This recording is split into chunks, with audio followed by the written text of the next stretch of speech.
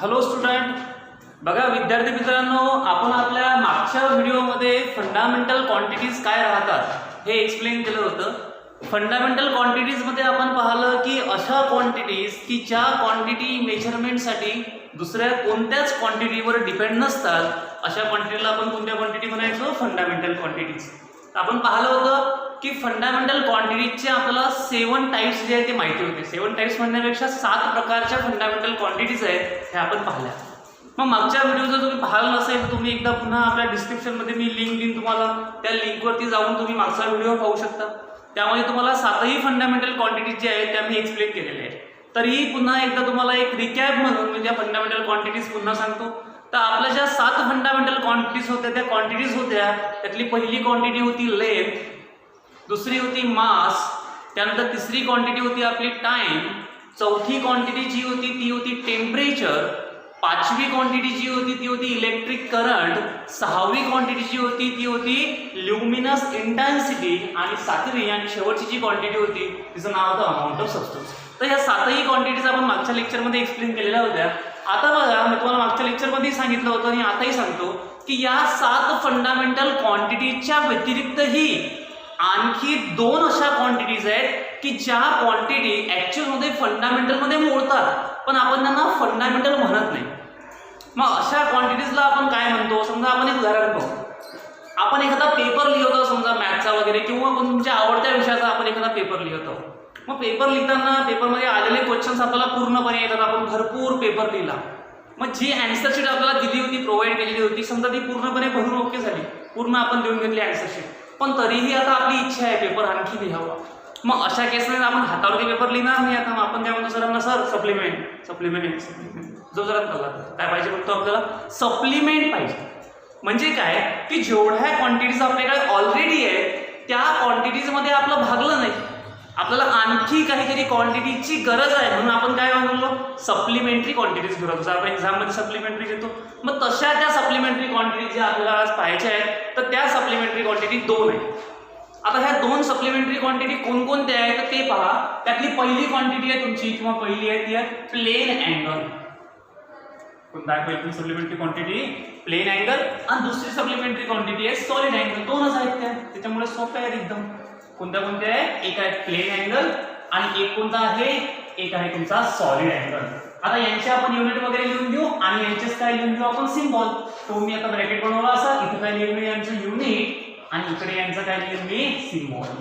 मग आता बघा मुलांना, सॉरी थोडं आपलं हे झालं, युनिट वर लिहायचं तर आपण खाली लिहिलं गेलं काय लिहिलं? युनिट येईल ना, हे युनिट आहे आणि हा काय आपला? हा आहे सिम्बॉल. बरोबर आहे. बघा, तर पहिली क्वांटिटी आपली प्लेन अँगल. कोणती आहे पहिली क्वांटिटी? Plain angle. मग हिला पहिले समजून घेऊ आणि मग युनिट अँगलचा सिम्बॉल घेऊ. मग प्लेन अँगल म्हणजे काय? तर तुम्ही मॅथ्समध्ये अँगल नावाचा कन्सेप्ट शिकलेच. हा समजा बघा, हा एक आपला ट्रायंगल आहे अशा प्रकारचा. समजा हा ABC अशा नावाचा काय आहे? ट्रायंगल. मग या ट्रायंगलमध्ये 3 अँगल्स तयार झाले. बघा, हा एक अँगल आहे तुमचा राईट अँगल, 90 डिग्रीचा अँगल आहे. हा थोडा कमी आहे, हा थोडा कमी आहे. आपण शिकलेलो आहे. म्हणजे या डायग्राम मध्ये काय तयार झाले? 3 अँगल्स तयार झाले. मग कोणताही अँगल कधी बनतो? तर जेव्हा आपण कशाही प्रकारच्या 2 लाईन्स ज्या एकमेकांना काय होतात? इंटरॅक्ट होतात, एकमेकांना क्रॉस करतात. मग अशा 2 लाईन्सने जर एकमेकांना क्रॉस केलं तर त्यांच्यामध्ये काही ना काही अँगल वगैरे क्रिएट होतो. काय क्रिएट होतो? अँगल क्रिएट होतो. आता अँगल दाखवण्यासाठी मी जे नोटेशन वापरलं ते हा 0, मधामध्ये एक लाईन आहे, याला म्हणतो आपण थिटा. तुमचं नोटेशन आहे थिटा. तुम्ही कोणताही अँगल लिहू शकता, ABC, अल्फा, बीटा, गॅमा काही लिहू शकता. पण मॅक्झिममली जसं आपण सायन्स शिकतो तर अँगल्स वगैरे दाखवण्यासाठी आपण ग्रीक लेटरचा यूज करतो. तर हा थिटा कोणता लेटर आहे? Greek letter. Alpha, beta, gamma, theta, delta हे सगळे कोणते लेटर्स आहे? आपले ग्रीक लेटर्स आहे. मग आता हा जो अँगल आहे हा किती आहे आणि कसा आहे हे जर आपल्याला मेजर करायचं असेल तर तो आपण मेजर करण्यासाठी प्लेन अँगल ही क्वांटिटी वापरतो. आणि या प्लेन अँगलचं जे युनिट राहते ते युनिट आहे रॅडियन. कोणतं युनिट आहे? प्लेन अँगलचं रॅडियन. आता तुम्ही आतापर्यंत मॅथ्समध्ये 10वी जे पाहिलं तिथं तुम्ही काय वापरायचे? थिटा जो आहे तो तुम्ही अँगल लिहायचे आणि अँगल लिहायचे तुम्ही डिग्रीमध्ये. 30 degree, sir this is 90 degree. बरोबर आहे, असं लिहायचे तुम्ही. पण आता फरक काय आला? मी प्लेन अँगलचं युनिट काय लिहिलं? रॅडियन लिहिलं. त्याचा सिम्बॉल जो आहे तो आहे RD.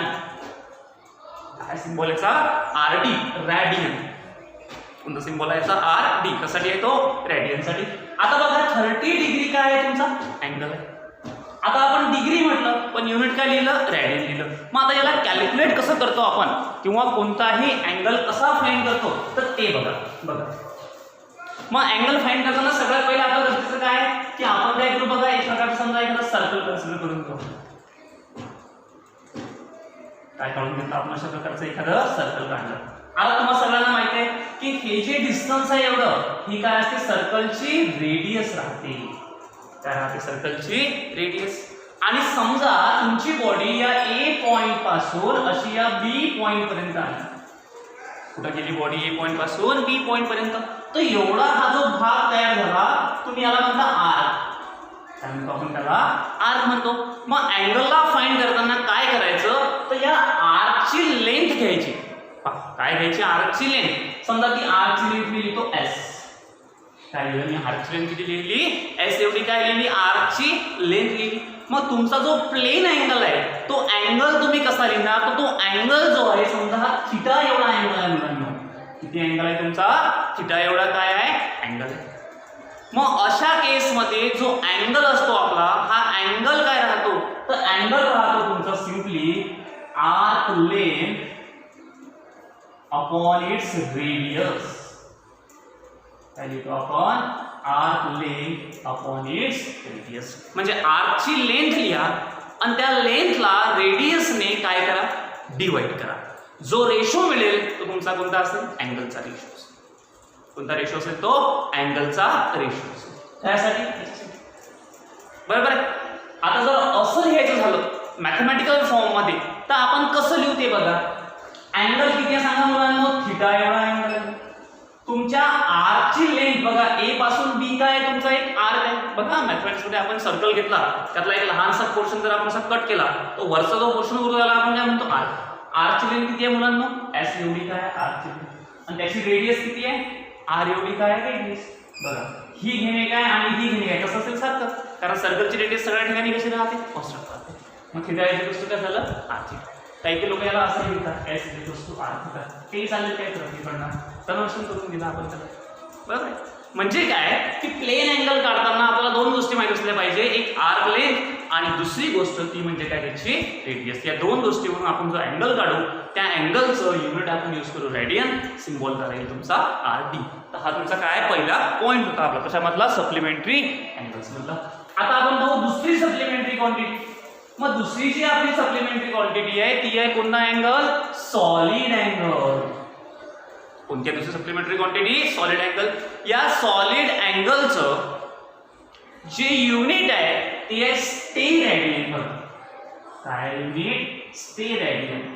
म्हणजे बघा प्लेन अँगलचं फक्त रॅडियन होतं आणि सॉलिड अँगल साठी काय आलं स्टे रॅडियन. प्लेन साठी रॅडियन आणि सॉलिड प्लेन साठी काय आलं स्टे रॅडियन. म्हणजे सॉलिडचा S समजा इकडे आपण कन्सिडर केलं. आता ऍक्च्युअल मध्ये नावं जे आहे सायंटिस्ट लोकांनी दिलेले त्याला तर काही एक्सचेंज आपण किंवा चेंज आपण करू शकत नाही आणि ते नावं दिलेले आहे. त्याच्यामुळे आपण असंही विचारू शकत नाही की सर हे नाव कसं आलं. बरोबर आहे. याच्यानंतर पुढचे तुम्ही विचारू शकता मला की सर व्हेलॉसिटीचं युनिट मीटर पर सेकंडच काय, ऍक्सेलरेशनचं मीटर पर सेकंड स्क्वेअरच काय ते विचारू शकता. पण फंडामेंटल आणि सप्लिमेंटरी याच्यामध्ये आपण चेंज नाही करू शकत. कारण हे कसं आहे आपण युनिव्हर्सली ऍक्सेप्टेड केलेलं आहे किंवा ह्या क्वांटिटी कशा आहेत फंडामेंटल क्वांटिटी यांचं हेच युनिट नाही. बरोबर आपलं नियम बनवलेला आहे ते. आणि लिहिताना आपण त्याला काय लिहितो SR लिहितो. आपण त्याला SR.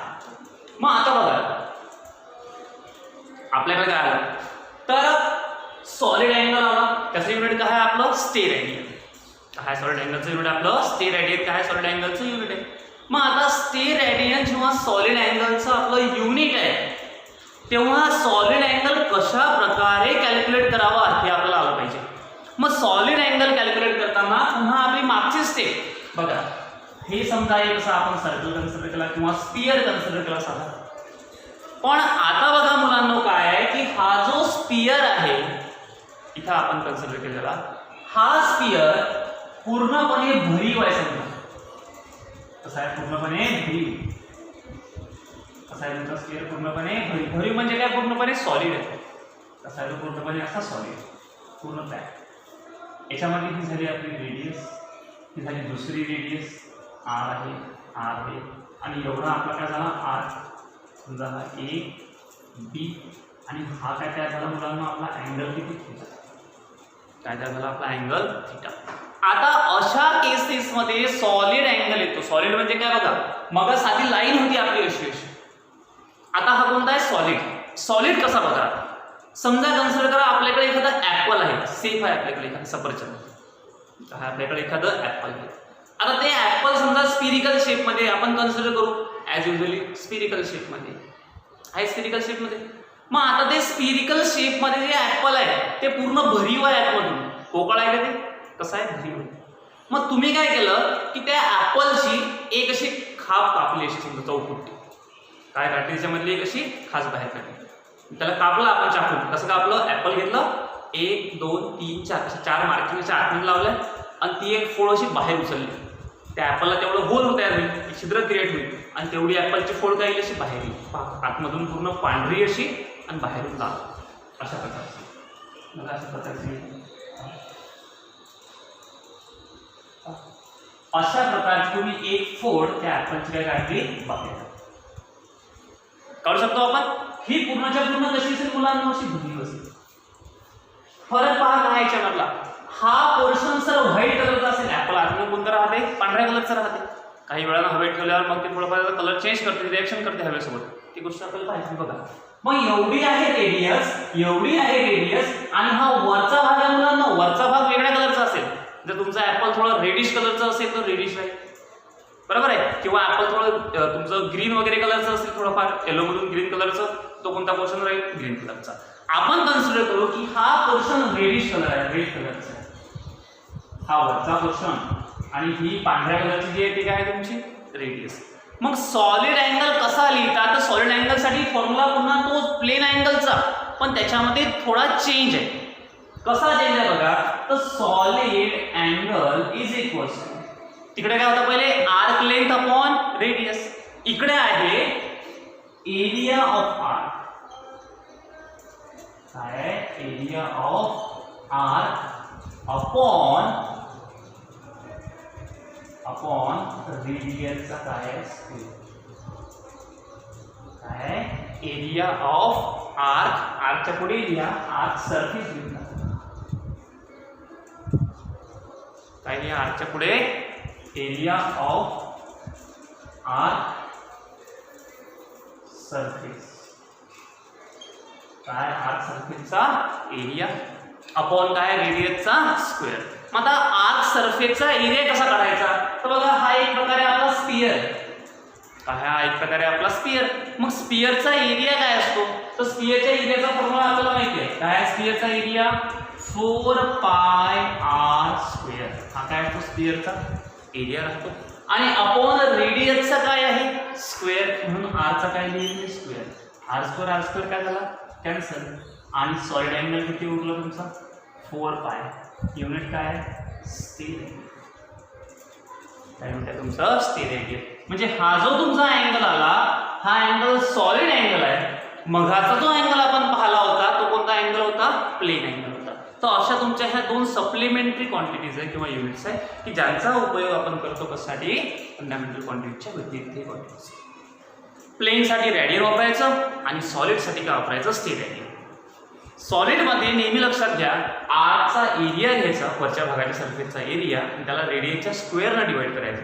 तिकडे फक्त आरची लेंथ घ्यायची आणि त्याला कशाने डिवाइड करायचं, रेडियसने डिवाइड करायचं, बरोबर आहे. शक्यतोवर नेहमी तुम्हाला मॅक्झिमम कॅल्क्युलेशन्समध्ये जेव्हाही आपण सॉलिड अँगल पाहू की नाही, तेव्हा 4π मिळेल. किती मिळेल 4π. कुठं काम पडते सॉलिड अँगलचं, जेव्हा आपण अर्थच्या इंटेरियरची स्टडी करतो की पृथ्वीच्या आतमधल्या भागाची, पृथ्वी कशी शेपमध्ये आहे स्पिरिकल, जेव्हा आपण पृथ्वीच्या आतमधल्या भागाची स्टडी करू, एखादा पोर्शन त्याला असं कट करू, तेव्हा तिची स्टडी करताना आपण सॉलिड अँगलचा काय करतो, यूज करतो. किती राहतो सॉलिड अँगल 4π एवढा काय राहतो सॉलिड अँगल. तर अशा ह्या दोन सप्लिमेंटरी क्वांटिटीज होत्या आपल्या युनिट होत्या, एक होती रेडियन, एक होती कोणती स्थिर रेडियन, एक प्लेन अँगल आणि एक कोणता अँगल सॉलिड अँगल. तर आपण हे दोन्ही पाहिले कशा प्रकारे त्यांना काय करायचं, फाइंड आउट करायचं त्याला सॉल्व. तर तुम्हाला हा पॉईंट समजला असेल असं मी कन्सिडर करतो. आणि आता आपल्या पुढच्या पॉईंटकडे आपण जाऊ, जो आहे 2 नंबरची क्वांटिटी काल आपण लिहिलं होतं ना, क्वांटिटीचे 2 टाईप आहे फिजिकल क्वांटिटीचे, एक फंडामेंटल क्वांटिटी आणि एक कोणती होती, डिराइव्ड क्वांटिटी होती. त्यातले तर आपण पाहू डिराइव्ड क्वांटिटी.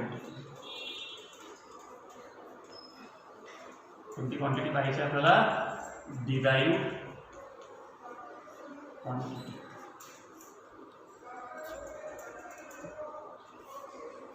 मग आता डिराइव्ड क्वांटिटी काय राहते ते आपण पाहू. बघा, तर डिराइव्ह नावच आहे, डिराइव्ह म्हणजे काय करणे, तयार करणे. डिराइव्ह म्हणजे काय करणे, तयार करणे. समजा आपल्याला इथे एक डेरिव्हेशन येते समजा एखाद्या प्रकारचं, की लहानसं काही गणित दिलेलं असते, त्याला डिराइव्ह करा, पूर्ण सॉल्व्ह करा. क्वाड्रॅटिक इक्वेशनमध्ये वगैरे तुम्ही पाहत असेल. मग आता डिराइव्ड क्वांटिटी म्हणजे कोणत्या क्वांटिटी, तर आपल्याकडे ऑलरेडी 7 फंडामेंटल क्वांटिटीज आहे. या फंडामेंटल क्वांटिटीच्या, या 7 फंडामेंटल क्वांटिटीच्या व्यतिरिक्त जी क्वांटिटी आहे त्या क्वांटिटीला काय म्हणायचं, डिराइव्ड क्वांटिटी. काय म्हणू आपण त्या क्वांटिटीला, डिराइव्ड क्वांटिटी. मग डिराइव्ड क्वांटिटी कशा असतात, त्यांची डेफिनेशन काय आहे, तर अशा क्वांटिटीज की ज्या क्वांटिटी मेजरमेंटसाठी 2 किंवा 2 पेक्षा जास्त फंडामेंटल क्वांटिटीवर डिपेंड आहे, अशा क्वांटिटीजला कोणती क्वांटिटी म्हणायची, डिराइव्ड क्वांटिटी. म्हणजे डिराइव्ड क्वांटिटी ही इंडिपेंडेंट आहे काय, नाही आहे. ही कशी आहे, डिपेंडंट क्वांटिटी आहे. कोणावर डिपेंडेंट आहे, तर this quantity is dependent on fundamental quantities. किती फंडामेंटल क्वांटिटीज, 2 किंवा 2 पेक्षाही जास्त फंडामेंटल क्वांटिटीजवर डिपेंड राहते. अशा क्वांटिटीला आपण कोणती क्वांटिटी म्हणतो, डिराइव्ड क्वांटिटी. डेफिनेशन कशी आहे, आता डेफिनेशन तुम्हाला तुमच्या समोरही दिसेल लिहिलेली मी ती तुम्ही पॉज करून तिला लिहू शकता, पॉज करून. आता मी डेफिनेशन सांगतो, तुम्हाला पहिले ऐका ती कशी आहे. तर derived quantity is a quantity which depend on 2 or more fundamental quantities for their measurement are called as derived quantity. काय definition, derived quantity is a quantity which depend on 2 or more fundamental quantities for their measurement are called as derived quantity. म्हणजे 2 किंवा 2 पेक्षा जास्त fundamental क्वांटिटीजवर dependent असणाऱ्या क्वांटिटीला आपण कोणती quantity म्हणू, derived quantity म्हणू. मग डिराइव्ड क्वांटिटी लिहिताना मी एक तुम्हाला उदाहरण लिहिलो पहिले, की डिराइव्ड क्वांटिटी कशा असतात. समजा आपण एक उदाहरण लिहू, पहिलं मासचं उदाहरण लिहू. समजा काय लिहू, मास. आता मला सांगा, जेव्हा आपण एखाद्या गोष्टीचं वजन किंवा मास मोजतो, तेव्हा आपल्याला मासच्या व्यतिरिक्त दुसरं काहीही मोजण्याची गरज पडत नाही, फक्त आपण काय मोजतो, मास मोजतो. मग अशा केसमध्ये ही क्वांटिटी दुसऱ्या कोणत्या क्वांटिटीवर डिपेंड आहे काय, नाही आहे. मग ती कोणती क्वांटिटी आहे, फंडामेंटल नाही आहे ती क्वांटिटी. सॉरी, कोणती नाही आहे ती, डिराइव्ड क्वांटिटी नाही आहे. मग कोणती क्वांटिटी आहे ती, फंडामेंटल. मग डिराइव्ड कशा, आता डिराइव्डचं उदाहरण पाहू. समजा आपल्याला लिहायचं आहे व्हेलॉसिटी. काय लिहिली आपण क्वांटिटी, काय लिहिली, व्हेलॉसिटी. व्हेलॉसिटी म्हणजे काय होते, गती. तुम्ही स्पीड लिहू शकता. आता व्हेलॉसिटीचा फॉर्म्युला काय आपल्याला माहिती आहे, तुम्ही 10वी पर्यंतही शिकलेला असाल, किंवा येणाऱ्या एखाद्या व्हिडिओमध्ये मी तुम्हाला व्हेलॉसिटी, एक्सेलरेशन, डिस्प्लेसमेंट वगैरे काय असते डिटेलमध्ये चांगल्या प्रकारे समजून सांगतो. मग आता बघा की व्हेलॉसिटी काय आहे, तुमचा फॉर्म्युला आहे व्हेलॉसिटीचा, डिस्प्लेसमेंट अपॉन टाइम. काय फॉर्म्युला आहे व्हेलॉसिटीचा, डिस्प्लेसमेंट अपॉन काय फॉर्म्युला आहे, टाइम. तर डिस्प्लेसमेंट अपॉन टाइम म्हणजे काय होते, व्हेलॉसिटी. डिस्प्लेसमेंट अपॉन टाइम म्हणजे काय होते, व्हेलॉसिटी.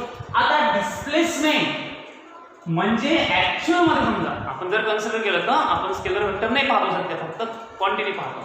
तर डिस्प्लेसमेंट म्हणजे काय, समजा एक प्रकारे डिस्टन्स आहे, काय एक प्रकारे डिस्टन्स आहे, आणि टाइम आहे. आता डिस्टन्स म्हणजेच बघा काय आपण शिकलो, अंतर मोजणे म्हणजेच काय मोजणे, समजा लेंथ मोजणे. लेंथ अपॉन काय झालं मुलांना, टाइम.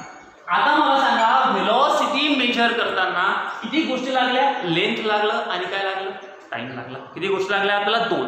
लेंथ कोणती क्वांटिटी आहे, फंडामेंटल. टाइम कोणती क्वांटिटी आहे, फंडामेंटल. म्हणजे व्हेलॉसिटीच्या मेजरमेंटसाठी 2 फंडामेंटल क्वांटिटीज लागल्या. कोणकोणत्या, लेंथ आणि टाइम. मग त्यामुळे ही क्वांटिटी कोणती क्वांटिटी, डिराइव्ड क्वांटिटी, कारण ती तिच्या मेजरमेंटसाठी 2 फंडामेंटल क्वांटिटीजवर काय आहे, डिपेंडेंट. आता आपण व्हेलॉसिटी कशी मोजतो, कशी ती डिपेंडेंट आहे ते पहा. समजा एखादा पर्सन आहे, तो या ए पॉइंट पासून या बी पॉइंटला गेला. कुठे गेला, ए पॉइंट पासून बी पॉइंटला गेला. समजा आपण कन्सिडर करू की एखाद्या गावापासून तो दुसऱ्या गावाला गेला. समजा मग एका गावापासून दुसऱ्या गावाला जाताना त्याला समजा 10 मिनिटं लागली. किती मिनिटं लागले? 10 मिनिटं. आणि आपल्याला माहिती आहे की समजा या ए पासून बी पर्यंतचं अंतर आहे 10 किलोमीटर.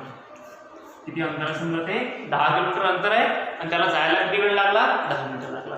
मग आता याची व्हेलॉसिटी आपण कशी काढतो? तर व्हेलॉसिटी काढताना आपल्याकडे फॉर्म्युला असते डिस्प्लेसमेंट अपॉन टाइम, म्हणजे 10/10. हे 10 काय आहे? किलोमीटर. हे 10 काय आहे? मिनिट. तुम्ही कसं झालं कॅन्सल. हे उरलं 1 किलोमीटर पर मिनिट. काय दिली तुम्ही? म्हणजे आता बघा व्हेलॉसिटी एक्सप्लेन करताना तुम्हाला दोन गोष्टींचा सपोर्ट घ्यावा लागू राहिला. 1 किलोमीटर म्हणजे काय? तुमची डिस्टन्स. मिनिट म्हणजे काय? तुमचा टाइम. मग तुम्ही लेंथ आणि टाइम दोन गोष्टींचा उपयोग केला म्हणून ही क्वांटिटी दोन गोष्टीवर डिपेंड आहे. म्हणून अशा क्वांटिटीला आपण कोणती क्वांटिटी म्हणतो? Derived quantity. कोणती क्वांटिटी म्हणून आपण याला? Derived quantity. आणखी तुम्ही सांगा एखादा डिराइव्ड क्वांटिटीचं एक्झाम्पल तुम्ही आठवू शकता किंवा मी तुम्हाला सांगतो एखादं एक्झाम्पल अजून. बघा आपण पाहू पुढची क्वांटिटी समजा आपली फोर्स पाहू. आपण कोणती क्वांटिटी पाहू? फोर्स. कोणती क्वांटिटी पाहू आपण? आपली फोर्स. फोर्स काय? तुम्ही न्यूटन सरांचे 3 लॉ शिकलेले आहेत. Newton's law of motion, first law, second law, third law. ते तुम्ही थोड्या 10वी वगैरे शिकले असाल. तुम्हाला जर आठवत असेल तर येणाऱ्या अपकमिंग व्हिडिओमध्ये आपण पुन्हा एक लॉज ऑफ मोशन वरती व्हिडिओ बनवू, स्पेशल व्हिडिओ बनवू. सध्या पहा फोर्स किती असतो? तो फोर्स राहतो F = ma. किती राहतो फोर्स? F = ma. नाही आठवलं तर फोर्स म्हणजे किती? बकरीचा आवाज सर. कोणाचा आवाज? बकरीचा. कसा असते? मॅ. कसा? मॅ मॅ मॅ. बकरीचा आवाज आहे. मग आता बघा फोर्स F काय झाला? ma. म्हणजे फोर्स हा पुन्हा किती गोष्टीवर डिपेंड झाला मुलांना? दोन गोष्टीवर डिपेंड झाला. एक कशावरती डिपेंड आहे सर? मासवरती डिपेंड आहे. दुसरा कशावरती डिपेंड आहे सर? ए म्हणजे ऍक्सलरेशन वरती डिपेंड आहे. मग दोन गोष्टीवर जर क्वांटिटी डिपेंड असेल तर अशा क्वांटिटीला कोणती क्वांटिटी म्हणायचं? डिराइव्ड क्वांटिटी म्हणायचं. कोणती क्वांटिटी म्हणू आपण तिला? Derived quantity. मग डिराइव्ड क्वांटिटी दोन किंवा दोनपेक्षा जास्त फंडामेंटल क्वांटिटीजवर डिपेंड असते. अशा क्वांटिटीला आपण कोणत्या म्हणतो? डिराइव्ड क्वांटिटी म्हणतो. आणखी एखादं एक्झाम्पल घ्यायचं झालं आपण मोमेंटमचं उदाहरण घेऊ. कुठलं एक्झाम्पल घेऊ? मोमेंटम. आता हे मोमेंटम काय असते? मोमेंटमला साधं म्हणायचं मोमेंटम. एकदम इंग्लिश वर्ड घ्यायचा मुवमेंट. साधा काय वर्ड घ्यायचा? मुवमेंट. मुवमेंट म्हणजे काय? हालचाल. मग समजा एक वस्तू एका ठिकाणी ठेवलेली आहे. आता स्वतःहून तर काही ती वस्तू एका ठिकाणी दुसऱ्या ठिकाणी जाईल ते नाही सर. काही काही त्याच्यावरती फोर्स म्हणा किंवा आणखी एखादा प्रेशर म्हणा अप्लाय होईल तेव्हा ती वस्तू काय होईल? समजा बघा आपल्या समोर समजा एखादी वस्तू ठेवलेली आहे. आपण कन्सिडर करू. समजा पहा तुम्ही कोणतंही उदाहरण घ्या तुम्हाला जे वाटेल. तुमचा फोन समोर तुमच्या समोर ठेवलेला. आता तुम्ही तो खाली ठेवून गेला, बाहेर फिरायला गेले, इकडे गेले तिकडे गेले, तो फोन कुठे पडलेला? तिथंच पडलेला जाईल. तिथून तो कुठे मूव्ह होईल काय? नाही होणार. पण त्याची मुवमेंट शक्य आहे. कधी शक्य आहे? जेव्हा आपण त्याच्यावर काय अप्लाय करू? फोर्स. म्हणजे आपण त्याला उचलू तेव्हा त्याची काय होईल? मुवमेंट. मग मोमेंटम काय राहते? तर मोमेंटम हे दोन गोष्टींचा प्रोडक्ट. किती गोष्टींचा प्रोडक्ट राहते? दोन. कोणकोणत्या? Momentum is a product of mass and it's velocity. त्याचा प्रोडक्ट राहतो मास आणि त्याच्या कशाचा? व्हेलॉसिटीचा. मग मासला जेव्हा आपण व्हेलॉसिटीनं मल्टिप्लाय करतो तेव्हा आपल्याला काय मिळते? मोमेंटम मिळते. मग मोमेंटम काढण्यासाठी आपल्याला किती गोष्टी लागल्या मुलांना? दोन गोष्टी लागल्या. दोन पहा कशा लागल्या? आता जास्त लागतील. पहिली गोष्ट कोणती आहे? मास. मास कोणती क्वांटिटी आहे मुलांना? Sir fundamental quantity. Velocity sir velocity तर फंडामेंटल क्वांटिटी नाही आहे. व्हेलॉसिटी ऑलरेडी कोणती आहे? Derived quantity. मग व्हेलॉसिटीचा काय लिहा मुलांना? फॉर्म्युला लिहून घ्या. समजा बघा कसा व्हेलॉसिटीचा फॉर्म्युला काय आपला? Displacement upon time. आणि डिस्प्लेसमेंट म्हणजे काय असते? डिस्टन्स. डिस्टन्स म्हणजे आपल्या म्हणजे काय झाली? लेंथ. म्हणजे व्हेलॉसिटी किती गोष्टीवर डिपेंड आहे? दोन गोष्टीवर. कोणकोणत्या दोन गोष्टी सांगा मुलांना? एक लेंथवर डिपेंड आहे आणि एक कशावर डिपेंड आहे? टाइमवर डिपेंड आहे. आता आपण पाहिलं व्हेलॉसिटी कोणती क्वांटिटी होती? डिराइव्ड. काय फॉर्म्युला? Length upon time. मग आता पहा मोमेंटम हे किती गोष्टीवर डिपेंड झालं? तीन गोष्टीवर डिपेंड झालं. किती गोष्टीवर डिपेंड झालं? तीन फंडामेंटल क्वांटिटीजवर डिपेंड आहे. पहिली मास, दुसरी लेंथ आणि तिसरं टाइम. म्हणजे मोमेंटम हे तीन फंडामेंटल क्वांटिटीजवर डिपेंड आहे. मी तुम्हाला लेक्चरमध्ये सांगितलं दोन किंवा दोनपेक्षा जास्त फंडामेंटल क्वांटिटीवर डिपेंड असणाऱ्या टर्मला किंवा क्वांटिटीला आपण कोणती म्हणतो डिराइव्ड क्वांटिटी. मग मोमेंटम ही तुमची कोणती क्वांटिटी झाली डिराइव्ड क्वांटिटी झाली. कोणती क्वांटिटी झाली ती डिराइव्ड क्वांटिटी. तर अशा प्रकारे आजच्या या लेक्चर्समध्ये आपण सप्लिमेंटरी युनिट्स काय आहेत ते पाहिलं आणि डिराइव्ड क्वांटिटी कशा राहतात ते काय केलं डिस्कस. येणाऱ्या अपकमिंग व्हिडिओमध्ये आपण याच्या पुढचा पॉईंट जो आहे तो काय करू. थँक्यू.